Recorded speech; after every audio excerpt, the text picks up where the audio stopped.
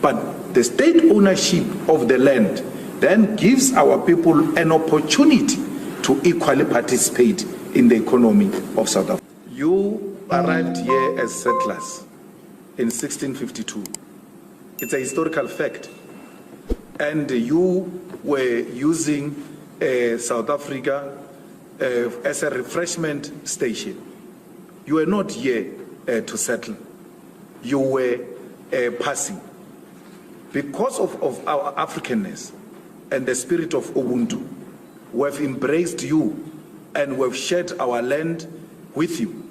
And we have accepted that you have naturalized in this country. But it doesn't change the fact that you came here as a visitor. So, finally, the chickens have come home to roost. Do you know what the owner does? He's in great trouble right now. Okay, what am I saying? What I mean is that Africans are reawakening and Africans are realizing they have to take back Africa to themselves. So why am I saying this? I'm saying this in reference to what Julius Malema did in South Africa. He called them by their name. I'm not promoting anything also, but he said, Julius Malema said this: If standing up to a white man makes me a thug, I'm a proud thug. Malema says ahead of Senegal trial. This is one of the speeches that Malema said. So in one particular trial that Malema was having in South Africa, he was accused of attacking white people by his EFF song. You know, the songs. But these songs are not Malema's songs. Malema was born and found these songs. These songs are folk songs, the folk tales songs that are there in the culture of South Africa. So whenever these people were attacking Malema on the basis of these songs, they were attacking the black South African culture. That is what I see, because I realize what songs are. I didn't create songs. Songs are our identity, our tradition, our culture as Africans. And so, he was accused of a lot of things. So, without talking much, I want us to listen to this interview and get to see Malema's point of view, because Malema is badly painted by the white people. Trust me on this. You also know maybe he's badly painted by the white people. So how about we listen to what our brother here has to say? We'll catch up. So let me ask you to clarify that. Yes. You accept that there are many people in South Africa, black and white, Indian colored, Chinese, who came to South Africa from another country at some point? Not blacks. Not blacks. We came from one country called Africa. Huh? I understand. So the claim is that anyone who is on the continent of Africa belongs in South Africa. Is that correct? Was not a visitor. No. South Africa is Africa. We are one country called Africa. This South Africa you are talking about was imposed on us. So we didn't come from anywhere. Speak for yourself. We didn't come from anywhere. There's no African who came from anywhere. We came from here.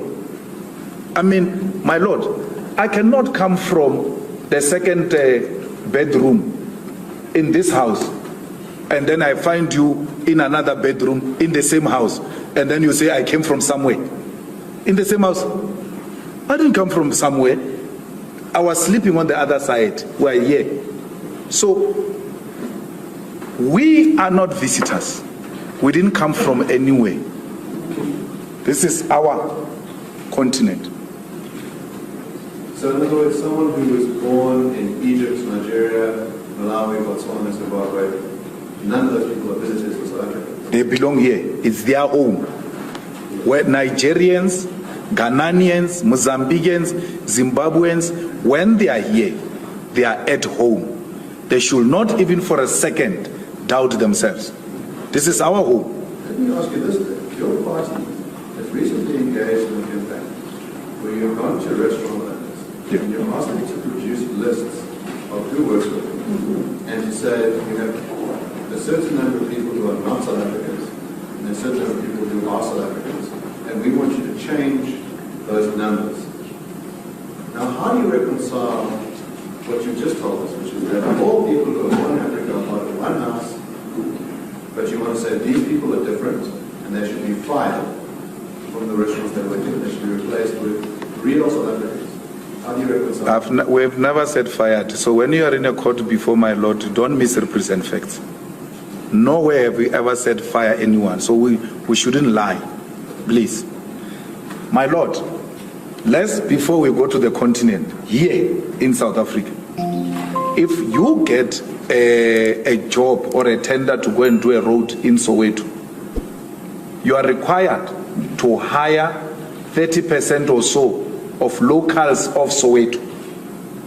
Yet you are a South African of Soweto. You are required to subcontract a certain percentage of people from Soweto.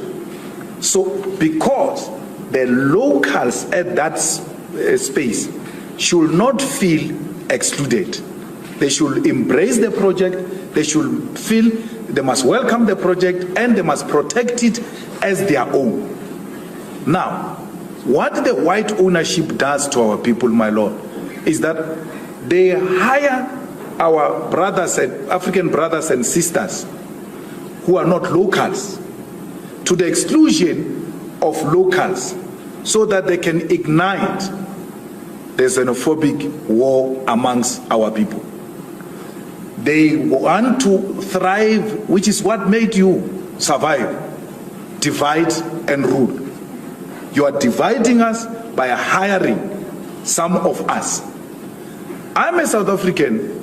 If I were to go and open a restaurant in KwaZulu-Natal and I come with everybody from Limpopo, the people of KwaZulu-Natal, one, they will not feel like this restaurant belongs to them. They will not feel a need to defend it because I just impose people from the other side to them. They need to be involved for them to know that this belongs to them. But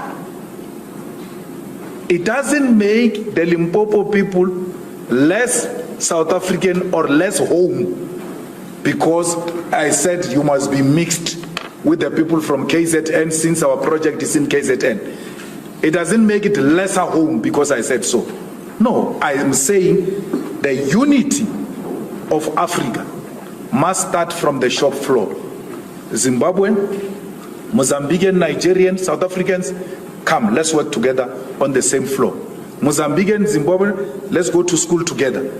Let's grow up together and know each other so that by the time we defeat these colonial borders, we already have embraced each other and we don't start from scratch. So that's what we're doing. It's in line with what we're saying. We're saying Africa is one, and let one Africa be seen at Cream Restaurant. We're not going to allow the bosses to divide our people by excluding others. So if there is a shop, my Lord, that says here we don't hire Zimbabweans, I will go there and fight with them and say, why would you say that? Why do you classify our people and want to isolate them? It will be a wrong practice. So we are starting, and which is what is offensive.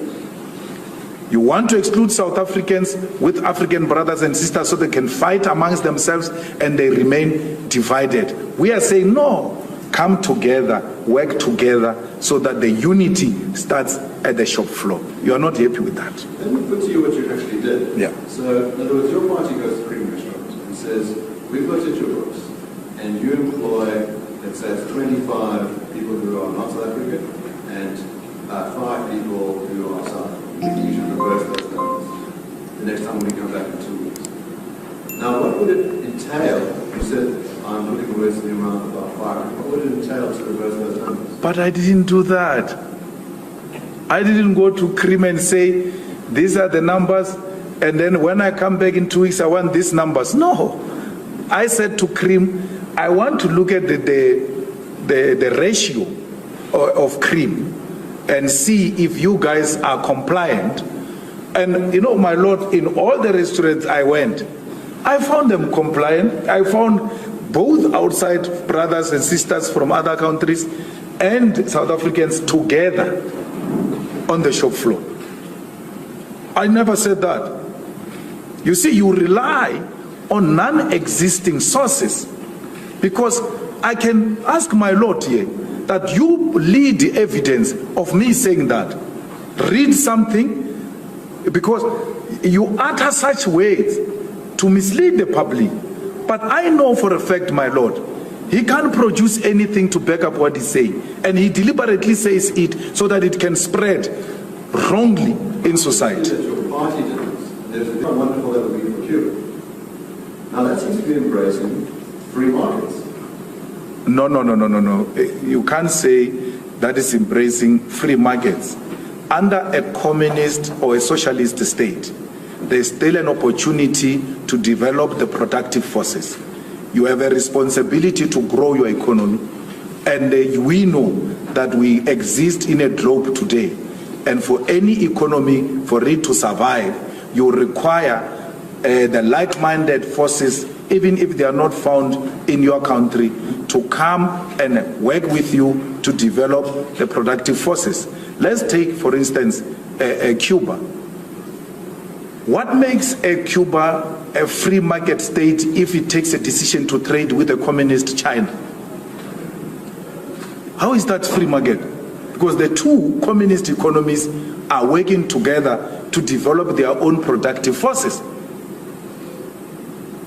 So let's try and clarify what your idea is. When you say you want to live in the environment, if communist countries trade with each other, in other words, the state owns the resources of the one country, the state owns the resources of the other, yes, they should be free to trade goods between each other. They will work together to make sure that they grow the economy of their own countries. Now, so in a socialist communist state, there is no preoccupation with the so-called trade, because in a capitalist society, that's what preoccupies your mouth. You're obsessed with trade, you're obsessed with profit. So in this context, we are obsessed with development of productive forces for the benefit of all. So trade encourages individualism, where individuals will have to thrive even above the state they belong to. We don't subscribe to that. We subscribe for the common good for all. Let's talk about that. So, from what I understand, the nature of the manifesto is to say that the state must be the ultimate authority. Yes. And the state must be the ultimate custodian. Now, is it of just land or of other property as well? No, land. We own land. Yes, and that which is on top of the land belongs to you. But for you to develop that on top of our land, you will have to come and explain that here I want to open an industry. And then we'll say to you, you cannot open an industry here because this is an agricultural land. For security, for food security, we think there are areas that are allocated for such purpose and then relocate to an appropriate place for what you want to do. That belongs to you. It doesn't belong to the state. But Malema said one thing. Whites were settlers. And Africans, with our welcoming heart, the heart of Ubuntu, we welcomed the white person.